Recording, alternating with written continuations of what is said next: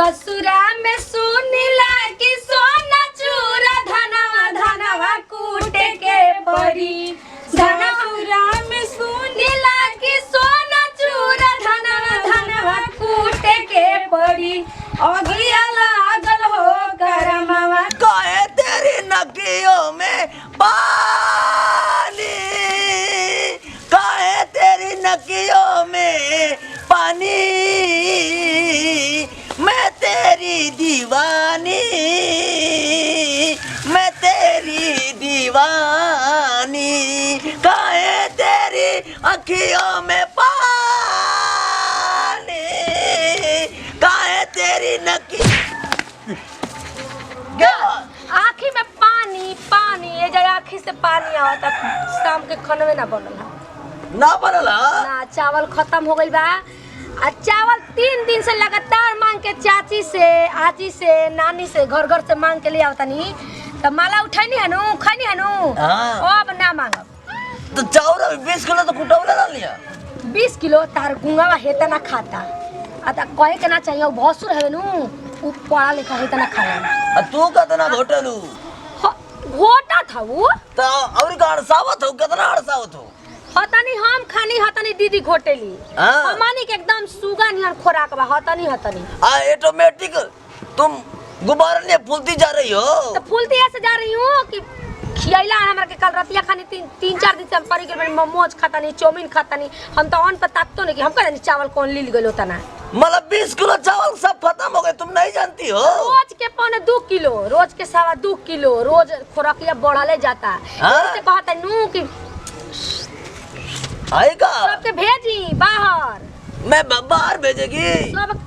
रौना के खाता हां कुल इतना तरह खाता हम बाहर भेज दी नोट दिहलो कमा के तू भी भाग जा अपने नहीं यार जाए दी हमरा गोड़ पर गिरा तनी हइले जाई हम ना रोसे बोला बतारी सुखा गले ले जाई मशीन पे दे के आई चावल कुटाई त बनी इका आ सोच ली एक बार देले नहीं नु त पतार का चावल ह ठीक ना बीटी बावनी चेंज करके मोटका दे देला सब तनी बढ़िया ले चश्मा सही से करके देख हां तो चलो मैं घर पे चक्की खोली है कुटने वाली घर में चक्की कहां खोली है हां उधर बैठाई है कहां बैठाई है चक्की सपना देखनी है का रात नहीं मैं चलो दिखाती है ना चलो चल हाइले चल आई उठाई है हम नहीं लग जाएगी हमारी बहुत सिर बस रही है चलिए हम घर में लेके चल गई थी हां लेके आइए बसुरिया कट के गिर जाओ चू जाओ मर जाए बूढ़ा जा मरी जाता रहते हुए धान उठाओ तनी सड़ी जाओ बसुरिया आग लग जा जुहे नत्ती निमन रहते नु तो हमारे कपार पे लेके घर घर मशीने धान ना दौड़े के पड़ी नत्ती के जने कहां छोड़ के कोनो दोस्त के संगे यार के संगे भोज भात खाए आग लगे ढीड़ घरे नहीं के भरत ढीड़लू कटाउनु घुमा चलता रहे आओ से उनके कपार पे जैसे बूढ़ा के पटक नहीं नसुल के कपार पे पटक दी कि मर जाइए एकदम उजाल के मार मर्द रख लेबा छोड़ के गायब हो जाता वो करे कनी के फायदा उठा लेता तो एकदम बधोइले रही चटनी तो खंचो खा अब तो रुस्तम चक्की दिखाती हो उसमें पीसने का कुटने का छुपा रुस्तम क्या करते हो चटनी पिसताई हां पिसा यार छुपा है मैं कल का जो देख ली तो मैं से कह तरनिया नु कि हम ना लेके जाई देख लिए करवा फिर दवा लेके आई ना भारी पूछले कि कभी से कमरा पे का कर दू नीचे रखो तो नहीं वो घूमने गई थी यार यहाँ लेके आई देख के आई तो नहीं गन सुना ली कल पटक को ना तो मुआ दई खाना बना खिया तनी ना चल कहीं ना चल छोड़ द ना बनिए कहीं नहीं जाने कहां से लाई जा कहीं नहीं देख कहीं बाबूजी देख के आई तो कदर कावना बोल गाना गावत रहनु जो सूत के भारी में ढेर अब हम छुपा रुस्तम रखले छुपा रुस्तम से ना रब गुंगवे करी हमनी के ना करब जा करबू एक छिपा खाता ना गुंगवे कहा कि गुंग बहन को शादी बियाह करी कसो आनहर लगल ले आई करी नु बदना काम करी निमन तो बर्तन मजवाई जाओ करे से कल का जो ले आई हूं कहां रे कहां पे हो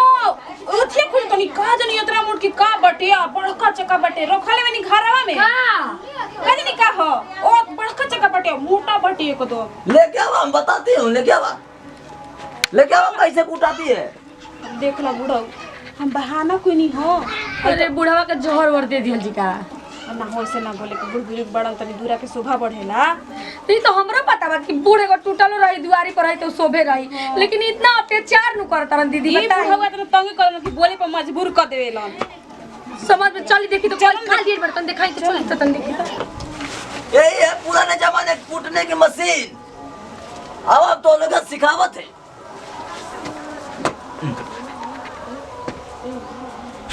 यही जान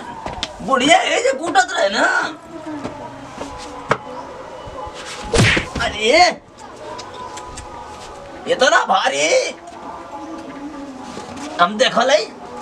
आई मैया जोड़िया दबाई गई ले ए पतो हिया रे का पतो चिल्ला तनी का कहतन तनी बोली का कहतन ए मेरी अलस ए माई होय का हो यही में धान डालने का और कूटा जाती है। तो हमको नहीं कूटने आता इसमें, हम तो देखे भी नहीं थे। पहले मेरी ये फंस गई है, निकाली है इसमें। अरे मम्मी निकल गई, मर जाती है फंस के बुढ़ा। लिया रे कल जाके जाओ लिया ले छुपा रुस्तम मामा का करम छुपा रुस्तम का मछली में हो ये तो हो ई का करम दीदी। हां अरे नहीं खुद देख ले तू का ना वही हमरा नैहर में नु आज ही रहे नु हाँ। यही में धान कूटत रहे। ये दीदी एक बात बताई, अगर एक दिन कूट के खिया दे नु तो बुढ़वा परिक जाई, रोज रोज हमनिए से कुटवाई है, मिल के देखा ना भूल जाइए। नहीं जबले में ली है ली हम का कर रे तो रौना कुटी और गुंगावा कुटी तो आलो कुट बोलो ना, ई कुल बाजा ना बाजी, हमनी से ना कुटाई। तो आलो खइबू त कुटी के। अच्छा हमनी के बना के देबो कर जा कुटबो करी जे ना। ए दीदी रौना सोच ली रौना का करब, हमने हमरा ना कुटे वाला हाथ को कुछ ले में अब सब दिन का लेकिन 3 दिन से बुखारी बन जाता, आज भर कुट ली हल जा ना। तो रौरे सोच ली रोज रोज रौरा बड़ बन रौरा कुछ बोल सके, हम छोट बन हम बोलम त हमरे कूटे ना हो देता हमरा पे। रोज रोज कूटना पड़ेगा हाँ? नहीं हम रोज रोज नहीं जानते, हम आज भर नहीं इसमें रोज चली आई धान वाली आई देखी जा कैसे कुटाला। पहले रौरा कूट के बताई धान ले आती है। कहा जरा दीदी ओ खरी कहल हो। अच्छा ओ अरे बात खरी कह जला कहल खरी कहला बताओ अरे भाला मैंने- ये तना धानवा कुटाइए में कुटाई आज बनाए बखली तने कुटत है। देख ले काल से अगर कुटे तो बीमार बानी, दांत दुखाता के मुंह दुखाता, नखड़ा जरूर करे के, नहीं तो रोज रोज बुढ़ा परिक जाए तो चक्की पर गइल भूल जाई। बरौरा रोज करम, ए बेरा करम तो ओ बेरा कर रोम, ओ बेरा करम तो ए बेरा कर रोम। हां अब ना आओ तने छोड़ कुटा कुटा से हां कुटा हम का कुटा आ उनका के ना एक बहिर गुंग यही खइबा। अरे बाप रे खइबा का जाए जब किस्मत का गुंग भाई हो गले तो समझा करवाई, हम करवाओ तनी नु उल्टा ना अरे उल्टा हाथ ला नीचे भाई नीचे कर। इसकी इंजन हाँ हाँ हाँ हाँ अरे चोटो लगई है लगे चोटा तो बता दे। कुटा बैठ के कुटी बैठी जरा ओही कुट रहा है। चला ऐसे अरे ए! लागल और कुटा वाली अरे मैया रे पापा रे मैया रे देखी अरे मैया रे कहा तो बाहर ले तो सुना काय कुटला रे बचाई बेसारी हरामिया पूरा धान है पूरा का धान कुटलो तो मुआ गलम कहां तक रो के मिल में दिए त ना घरे कुटाई कुटी घरे अब रे तीनों कुट डालत चल जाई मैनेज करवा जाई दस बेसारी लागूं भैया पार्टी करवा भैंसिया पूरा कूट के जाई पार्टी करवा के आई पूरा कूट के रखा लो चल सार मुंह बताओ चल करास चला जब चलाई आ ये छोटा कुछ सुनो नहीं छोड़ा हम तो बाबूजी के सामानवा ना बोलो नहीं हो हाँ। तू कतु होइसे चलाई तो होइसे चलाई तू कैसे जानत रहलु जब ओ खरी देखलो ही नहीं कुछ तू कैसे तो होइसे चलाई तो होइसे चलाई ऐसा काम करनु कि सांप बीमारा जाओ लठियो बाच जाओ। हमनी के अगर हम कर रहती नु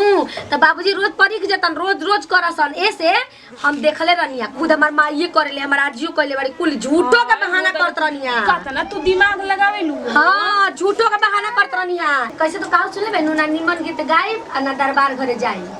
ना बढ़िया काम करम ना केहू कहे कि कने तू ही बढ़िया करत रु कह द ना तो कहलो निमन करम नु जे करा घरे दुआरे जे कतहु जाई आ निमन करम नु तो पीछे पड़ जइहे आ कि तू ही अब कर खूब बढ़िया करत रु। आयो दादा तू कातना दिमाग लगावेलु अच्छा देख ले अच्छा देखो केहू के शादी ब्याह में जाई नु एक दिन खाना बना देम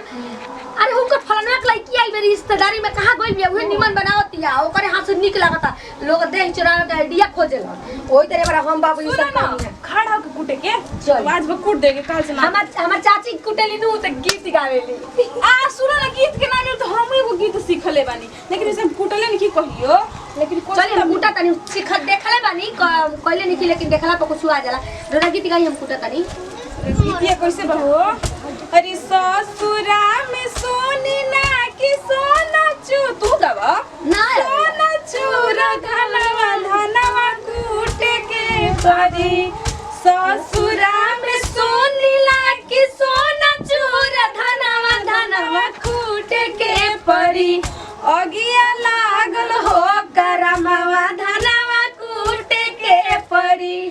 अगिया लागल हो करमवा धनवा कूटे के परी बताओ सच्चो करम में आग लागल रे माई हम तो सोची कि खाली गीते पेट जान करवा देओ हम तो सोचली खाली गीते हो लेकिन सच में देखा तो भोगे के पड़ता हां आज 3 दिन से ना उपास करती तो तुरंत कुटती जा हां ए पेट का न करवा दी चंडाल पे ओ घरी खाना बनी त मत कहिया कि बाबूजी के खा लेबे त भैया जी के खा लेबे त सबसे पहले हम खाई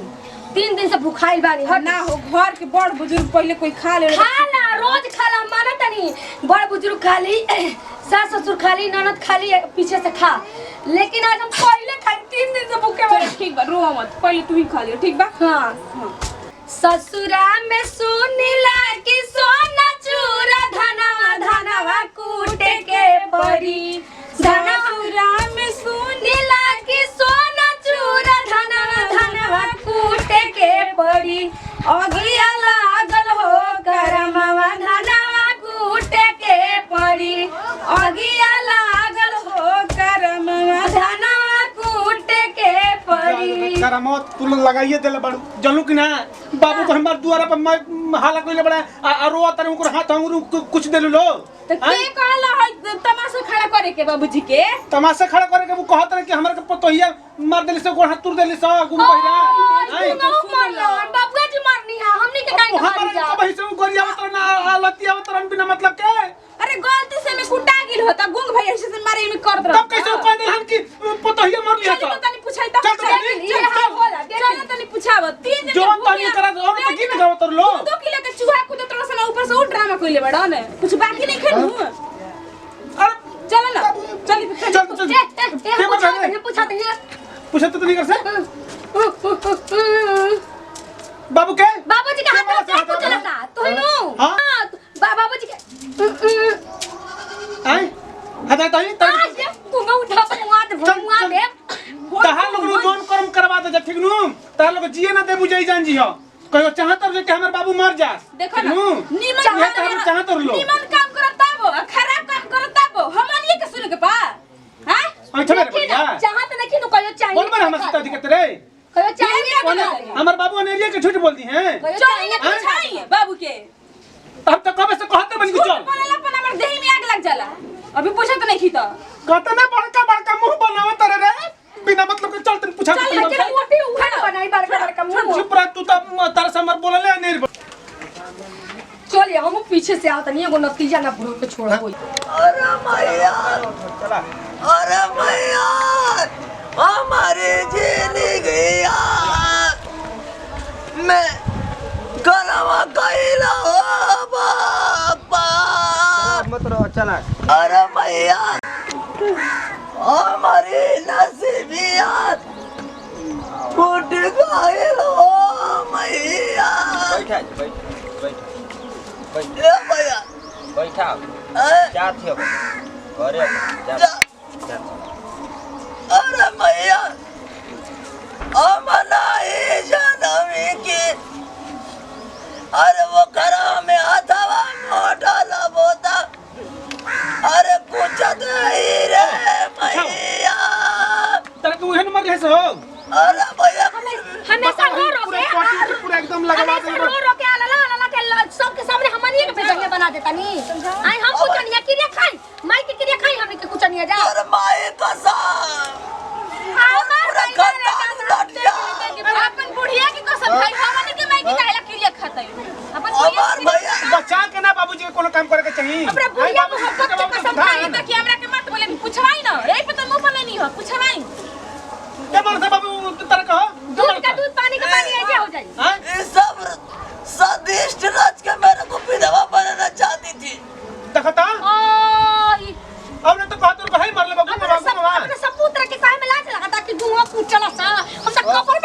रहती कैसे मारत हो कैसे मारत हूँ होय छुआले पे बड़ी बिना मतलब मार तू लग जाता ना अनलिया पुलिस से तू लगा रहला जला कि ना तर से हम कहीं को कहीं से ना लगा सर अल्लाह लगे जान हमार जिंदगी में जा दिया क्या क्रिया ना खा बुढ़िया ना बुढ़िया साथ के साथ दूध का दूध पानी जे हो गइलू हम बुढ़िया का कसम खात है या तू बिना मतलब न ओकरे से काहे के तू लागत रे बतावा हम कहानी है आकि तो ओकरे से मत लागल कर न तो कहियो दोनों मिल के कुछ कच दी हस खाई क्रिया खाई अरे भैया रे भैया अरे बोल मार दे बे दादा तुरले मैं मार कसम खाती है कावन तो भाषा बोले लगला हां बिना मतलब के सर चिल्ला दबा गोटी ने मार के मुआ दे ना क्रिया मार के खाई तू तोहरे खातिर करत है किरिया काय आया कुछ लसा अब शांति ना रहो कुछ आगे भला मुरिया काट ठीक अब हे कहाला दीदी हे कहाला के सोच अभी सोचे रहेला इधर के ना अरे भाईरा बाप रे चल हाय ऐसे हाय ऐसे और घूम बाई खाली पैदा पीछे कली पीछे रखल रहता है तो घड़ी अरे भैया बताओ ही हमारे बाबू का उंगली कटा के लेता था तू का चापत रहा चापत नहीं की हो ये गुंगा के प्यार में पागल हो गए बड़न दी पागल हो कसम गए कहत रहनी है कि तार को मिल के जान ली हसन अब हमरा के विधवा पर नहीं हसन सुनी जान जी हो अभी दूध के दूध पानी की तब हमनी पे अक्षरंग लगाओ तनी कला हमारे साथ हो ना हो भैया हां मैं ऐसी बता रही थी कैसे ऐसे हाथ डाली थी उसमें हां और ऐसे बता है दादा बाप रे भाई हो अरे बाप रे देखी खुद लागो अरे भैया आयो दादा अरे बाप रे रुक जाई अरे भैया चपराई अरे भैया भाग रहा है अरे आओ खुना चुए लगी साथ भाग जा भाग मिया ले जाई अस्पताल ले जाई अस्पताल अरे माई हो कहानी लोग कहीं मन मत के समझा तो नहीं हमारे बाबू देखी अब हमारी के बात अरे भाई दूध के दूध पानी के अरे खाली हमारी हमारी जिंदगी यार बिना आई मोटा के भाई सी यार कौन काम अरे क्या फैला हो मैया अरे मैया छोड़ हमारे डॉक्टर आवाज अरे पीछे इंजन हवा में अरे का भाई भाई सुइया लगा मेरे बापा चल हम दवाई अरे भाई ओ माई सनातन चल जो नो बात में खाली हम ले के डरते